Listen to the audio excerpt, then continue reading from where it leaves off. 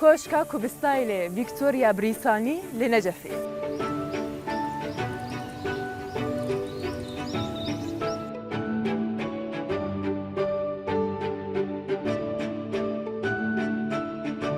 كلها شيلة لقضايا كويا باشا وميبان جيهاني دهاتن سردانا.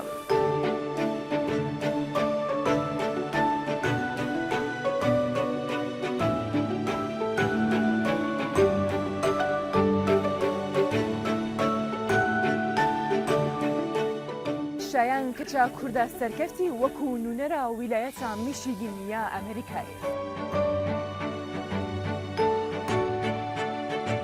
ئەمیان زۆر ڕالیێ بۆ ئەمیان هەڵگرت کە ڕەپرزەنتی میشیگەنەکە. سلااو ڕێز ئەزم سورای هەساری دیسانجی بخەلەکەکن و ji بەرنامە چاوی ڕووداوێ لەگەل وەمە ئیرۆ bi çend fîçerên balkêş û xweş û ciyawaz dîsan jî em li beramberî we ne û mêvanên mala we ne. Em ê ji Necefê dest pê bikin ku koşkek li wê derê heye em ê ji we re behsayê bikin. Li seranserê cîhanê gelek deverên şûnwarî deverên ku bêhtirokî keleh koşk û gelek cihên şûnwarî hene yan nehatine dîtin yan jî veşartîne yan jî lêgerim dû de tê kirin yan jî hatine paşguh kirin. Em ê berê xwe bidin Necefa Îraqê ku li wê derê li kûv heb taybet. Koşkek heye di serdema Padîşah Feysalê duyem hatiye ava kirin. Ev koşk niha wekî xwe ye yanî çawa ku jê derketibûn çawa ku hatibûye paşguh kirin heta niha ew koşk wekî xwe ye. Di nava vê koşkê de dar hene ew dar jî heta niha jî wekî xwe ne dibêjin ku cûreyên wazaran li Îraqê nînin lê di nava wê koşkê de heye bixwe. Neviya Padîşah dixwest ku dîsan wê koşkê nûjem bike, nû bike, bike wekî mozexanekê, wekî cihekî geştiyariyê, lê heta niha jî xwesteka wê hatiye cîvcî kirin. Em pêk ve çîroka vê koşkê nas bikin. کۆشکەکە دەڕوانێتە سەر ڕووباری فورات لە شاری کوفە و لە سەردەمی شا فەیسەڵی دووەم بنیاد نراوە. هەموو شتێک لەم کۆشکەدا وەک ستایلی شاهانەی خۆی ماوە. تەنانەت باخچە کولتوریەکانی نێو حەوشەی کۆشکەکە بە شێوازێکی شاهانی نایاب دیزاینیان بۆ کراوە. تا ئێستا لەم شوێنە ژووری شا و نووسنگەکەی ماون.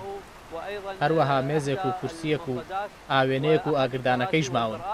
تەنانەت ئەو درەختانش کە لە نێو کۆشکەکەدان هەر درەختەکانی ئەو کاتن نەگۆڕدراون و نەیش بڕاون بە پێچەوانەوە پارێزراون. ئەم دارانە لە وڵاتی جیاوازەوە هێنراون و لەم شوێنەدا چێنراون. لە عێراقدا لەم جۆرە درەختانەمان نییە. جوانکاری سەرەکی کۆشکەکە بریتیە لە شانشینە شەهانەکەی کە پادشا و میوانەکانی ئەوانەی لە وڵاتانی جیهانەوە دەهاتن و لەوێ دەوەستان بۆ سڵاوکردن لە دانیشتوانی کوفە. وطبعا عندما يأتي الضيف إلى هنا يتجمهر أهالي مدينة الكوفة. کاتێک میوان دەهاتە ئێرە خەڵکی کوفە لە دەوری ئەم پەرژینانە بۆ چاودێری و بۆ بینینی پادشا کۆ دەبوونەوە. گرتبوونەوەی خەڵک هەبوون. کاتێک دەیانزانی پادشا گەیشتووە دەهاتنە پێشوازی. کە دەگەیشتە ناو شاری کوفە خەڵکی شوێنی کەژاوەکەی دەکەوتن تا دەگەیشتە ئەم کۆشکە شاهانەیە. تبدأ بمتابعة الموكب حتى تصل إلى هذا القصر الملكي. نەوەیەکی شا فەیسەڵ گوژمەیەکی بۆ ئاودانکردنەوەی کۆشکەکە بەخشی بۆ ئەوەی بکرێت بە مۆزەخانەیەک بۆ تۆمارکردنی مێژووی عێراق پاشەوەی لە کاتێکی پێشتردا کەلوپەلەکانی نێو کۆشکەکە دزرابوون بەڵام ئەوەی بەدەست نەهێنا کە پلانی بۆ داڕشت بوو. هۆکارەکانی ئەو ڕەتکردنەوەی ڕوبەڕووی دکتۆر نەسرین بوون بۆ زیندووکردنەوەی کۆشکی شا فەیسەڵ و دامەزانی مۆزەخانەیەکی مێژووی ڕاستەقینە و گێڕانەوەی ئەو کەلوپەلانەی لە وڵاتانی دەرەوەن بۆ ئەم شوێنە. من پێم وایە بابەتەکە پێویستی بە چاوپێداخشانەوەیان نەک دووبارە ڕەتکردنەوە. بگرە پشتگیری و پشتیوانی دێت. هەبوونی کۆشکەکە لە ڕۆخی ڕووباری فورات جۆرێک لە ئارامی و کەشی دڵڕفێنی بەناوچەکانی دەوروبەری خۆی بەخشیوە بەڵام پێویستە ئەم شوێنە بەڕووی گەشتیاران و ئارەزوومەندانی کەشی کولتوریدا بکرێتەوە. ئەم کۆشکە بە ستایلی ڤیکتۆریایی بەریتانیایی دروستکراوە بە یەکەمین کۆشکی دەرەوەی بازنەی حکومڕانی لە بەغدا دەژمێردرێت. من النجف أسامة الجبوري روداو. دەما ku mirov koçber be li welatekî helbet di destpêkê de gelekî zehmeta ser mirov heta ku mirov fêr bibe. Lê serkeftina herî mezin ew e dema ku tu di demekî gelekî kêm de fêr dibe û çîrokên serkeftinê jî encam dide. ئەو کەچ بناوێ شایانە ji alê Kongresa Fizîşka Niyaz hatiye Amerîkayê ve wekû nûnera wîlayetê hatiye hilbijartin. Ew dibêje min ha şekî nebû lê wan bang min kir û got em ê te bikin nûner. Yanî navê jî di nava wan hilbijartinan de bû. Ji ber wê jî em ê berê xwe bidin wê derê mê çîrokayê wê nas bikin. Bi taybet jî dema ku dibêje ez dixwazim bibim fizîşkeke di aliyê serî ve ku bêhtir nexweşiya xwişka xwe derman bikim. کچە قوتابیەکی کورد لە ئەمریکا وەک نوێنەری ویلایەتی میشیگن بۆ کۆنگرێسی پزیشکانی داهاتووی ئەمریکا هەڵدەبژێردرێت. ئەم کچە کوردە ناوی شایانە و ئێستا لە پۆلی نوێە لە یەکێک لە قوتابخانەکانی ویلایەتی میشیگن دەخوێنێت.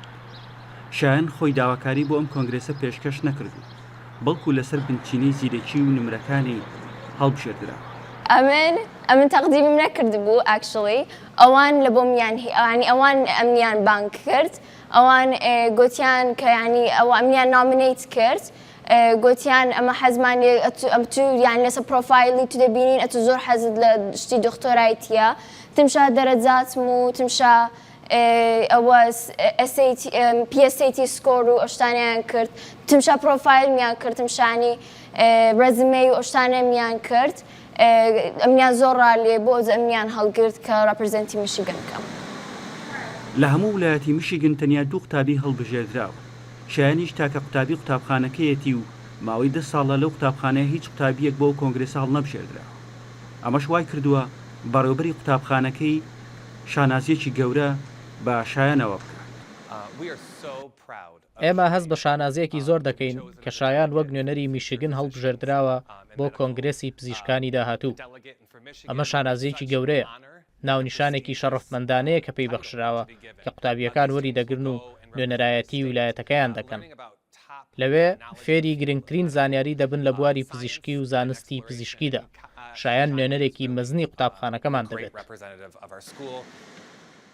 شایان پۆلی 1 و 2 سەرەتایی لە کوردستان خوێندووە بۆیش کە هاتووەتە ئەمریکا ئینگلیزی نەزانیوە و سەرەتای خوێندنیشی لە ئەمریکا قورس بووە بۆ هێشتاوەکو پۆلی 4 لە قوتابخانەیەک خوێندوویەتی کە زیاتر کۆچبەری لێبووە بەڵام دواتر چۆتە قوتابخانەیەکی تەواو ئەمریکی و زۆر بە خێرایی توانیویەتی لەگەڵ ژینگەکەی خۆی بگونجێنێت.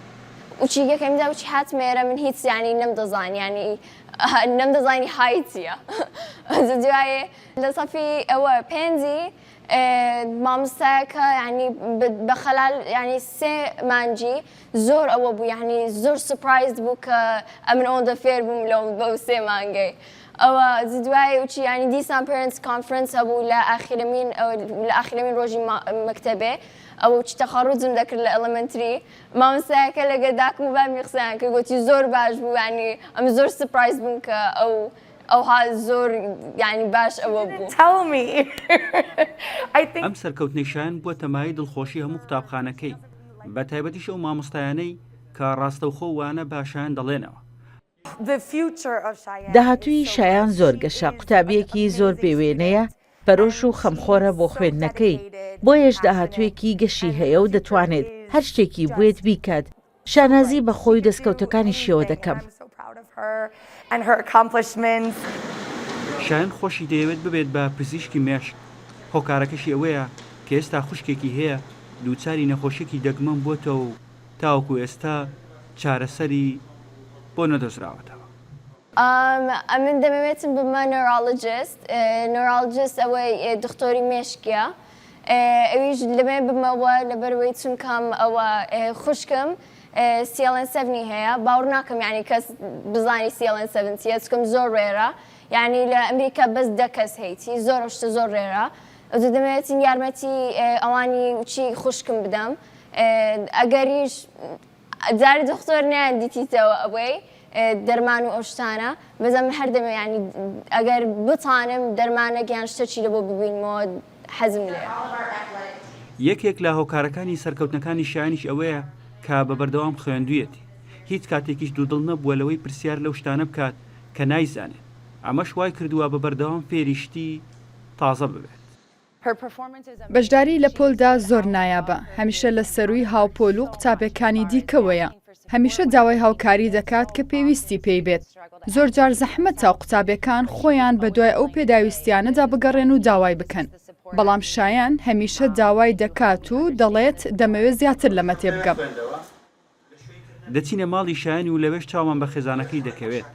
کچێکە کە پشتیوانی دایک و باوکی هەیە، بێجگە لە خوشکێکی نەخۆش هاوکات برایەکیشی هەیە. شایان بێجگەلەوەی لەو کۆنگرێساڵ بژێردراوە، ئاوکات ژمارەیەک بڕوانامە و خەڵاتی دیکەی لە بەرامبەر لێهاتووی و زیرەکیەکەی وەرگرتووە. لێرەمە تازە باسی ئەومان کرد کە ژمارەیەک شەهادەی وەرگرتووە، ژمارەیەک ڕێزلێنانی وەرگرتووە. ڕێزلێنانەکان بۆ چالاکی و بۆ بەشداری جۆراوجۆرن، هەندێکیان ئەوانن کە لەلایەن ئەو کۆنگرێسەوە بۆ هاتووە کە پێڵێن پزیشکانی داهاتووی ئەمریکا. منەمێ باس لەمە بکەم، ئەمە لەلایەن دکتۆر ماریۆ بۆ هاتووە. دکتۆر ماریۆ چێ؟ دکتۆر ماریۆ پزیشکێکی بەناوبانگی ئیتاڵیە، ئێستا لە زانکۆی هارڤارد مامۆستایە، پرۆفیسۆر ئەوانە ئەڵێتەوە. و لە ساڵی 2007 بە هاوبەشی خەڵاتی نۆبڵی وەرگرتووە بۆ پزیشکی. ئەو نامەی ناتووە بۆ شایان و شایانیش ئێستا وەکو یەکێک لەو کەسانە ناوی دەبدرێت کە ببێت بە پزیشک لە داهاتوو. دایک و باوکی شایان جگەلەوەی خەمێکی گەورەیان هەیە بۆ کچە نەخۆشەکەیان، بەڵام سەرکەوتنەکانی شایان کەمێک ئەو خەمەی بۆ سووک کردوون و سەربەرزن بە سەرکەوتنەکانی. زۆر کەیفمان پێهات بەڕاستی ئەو سەربرندی یەکەم جار بۆ مێ و سەربەرندی لە بۆ کچێکی کە کوردە کە بگاتە ئەو ئاستەیە کە بەڕاستی ئاستەکی زۆر بەرزە کەم نییە. خاستن دکتۆرەکە پاڵپشتی کردیە، دکتۆرەکە پرۆفیسۆرە لە جامعەی هارڤارد، ئەو پاڵپشتی وی کردیە کە شایانی هەر بژاردێ لە مابینی هەزاران قوتابی شایان هەر بژاردرایە. شایان هێشتا نەچۆتە کۆلێژ، بەڵام وانەیەکی بەشی پزیشکی زانکۆی تەواو کردووە و چاوی لەوەیە لە داهاتوودا ببێت بە پزیشکێکی لێهاتوو، پزیشکێک هەم چارەسەری خوشکەکەی بکات، هەمیش ئەوانەی بەدەست ئەو نەخۆشیە دەگمەنەوە دەناڵێنن. دیار کوردە ڕوودا و میشیگن.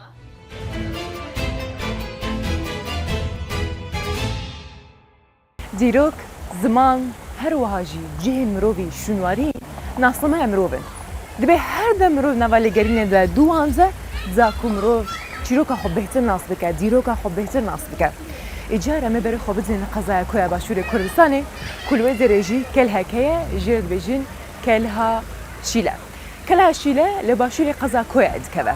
ئەو کەلە لە ساڵە 1980 زالێکۆلین لەسەر وێ هاتە کردن و دەرکەت ئاڤاهەیەکە کەنیسا مەسیحیانە. حتا نەهاژی بهتر لەسەر کار دکن و لێگەرینێ لەسەر بکەن کا بهتر کو دەربخن ئەو دەبەری کو دەرێ هاتیە چییە بهتر و ئاگاهیان دناوێ پیچێرێدە بدنەوە هونجی گۆدار بکەن.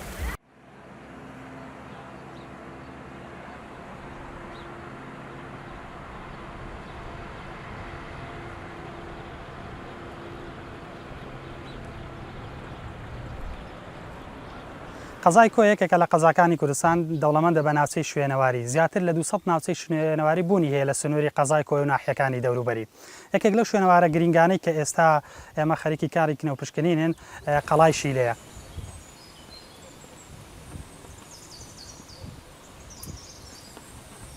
قەڵای شیلە دەکەوێتە باشووری قەزای کۆیە بە دووری 10 کیلۆمەتر لە ڕۆژهەڵاتی گوندی شیلەوە.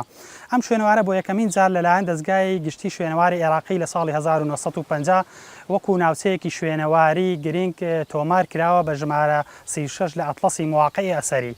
سەبارەت بە مێژووی قەڵاکە ئەو کاتە ئاماژەیان بەوە کردووە کە مێژوەکەی دەگەڕێتەوە بۆ هەزارەی دووەمی پێش زاین. ئەم قەڵایە بۆ یەکەمین جار لە ساڵی 1998 لەلایەن بەڕێوەبەراتی شوێنەواری سلێمانیە کاری کنەوپشکنینی بۆ ئەنجام دراوە.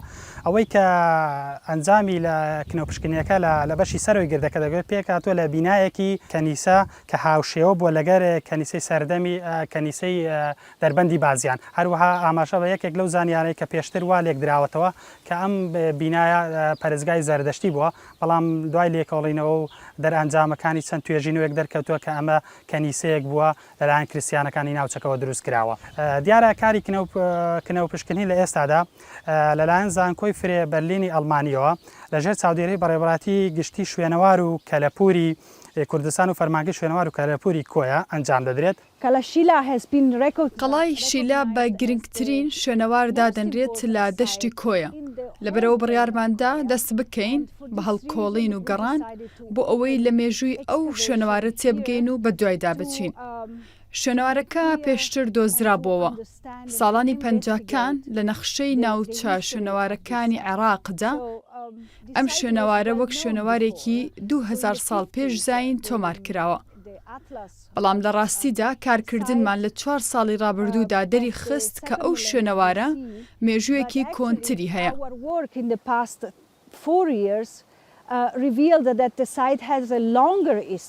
ئەوەی کە ئێستا ئەیبینی قەڵاکە تەنها پێک نهاتوە لەوەی دووگردەی بەڵکو درێژ بۆتەوە بۆ دەوروبەری کێڵگەکان تاوەکو ڕێگاکە و هەروانە شارێکی کۆن بووە زۆر لەوە گەورەتر بۆ کە ئێستا ئێمە ئەیبینین تەنها لەو دووگردا ئاماژەی پێ بکەین کەواتە شارێکی گەورە بووە هەرێمێک بووە ناوەندێکی کارجێڕی بەڕێوەبردن بووە لە هەمان کاتە 2 سکوێر دوو ترێنچی تر لە بەشی خواروی گردەکە کە 5 متر بە 5 متر بووە لێ دراوە ئەمەش زیاتر بە مەبەستی زانینی چینەکان تەبقاتی مێژووی لە ناوچەکە لە هەمووشی گرنگتر دۆزینەوەی مۆرێکی لولەیی بوو کە لە بەردی ڕەش دروست کرا بوو وێنەی ئاژەڵێک ئاسکی لەسرە هەروە لەگەر ئەستێرە و گوڵی تێدا نەخشێنراوە ئەم مۆرە مێژوەکەی دەگەڕێتەوە بۆ سەردەمی ئاشووری ناوەڕاست هەروەها ئەم مۆرە لەم ناوچەیە بەکار هاتووە وەکو ناوچەیەکی کارجێڕی بووە ناوچەیەکی فراوان بووە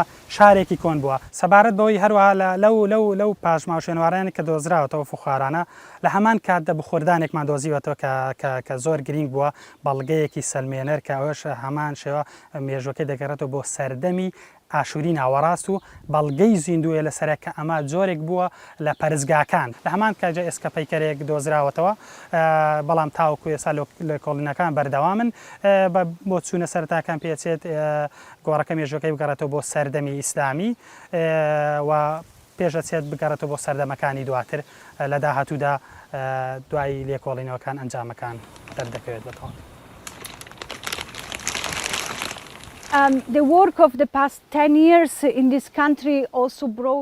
ئەو کارەی لە 10 ساڵی ڕابردوودا لە وڵاتەدا لەسەر شوێنەوار کراوە زانیاری زۆری نوێی پەیوەست بە مێژووی ڕۆژهەڵاتی نێوڕاست خستە بەرچاوان چونکە پێش ساڵی 2009 زانیاری لەبارەی ئارکۆلۆژیای کوردستان نەبوو.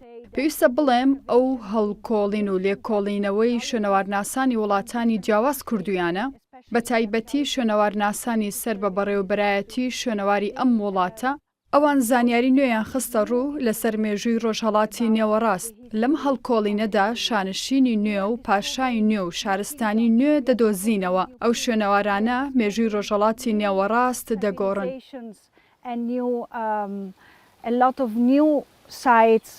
that they are changing the history of the Middle East.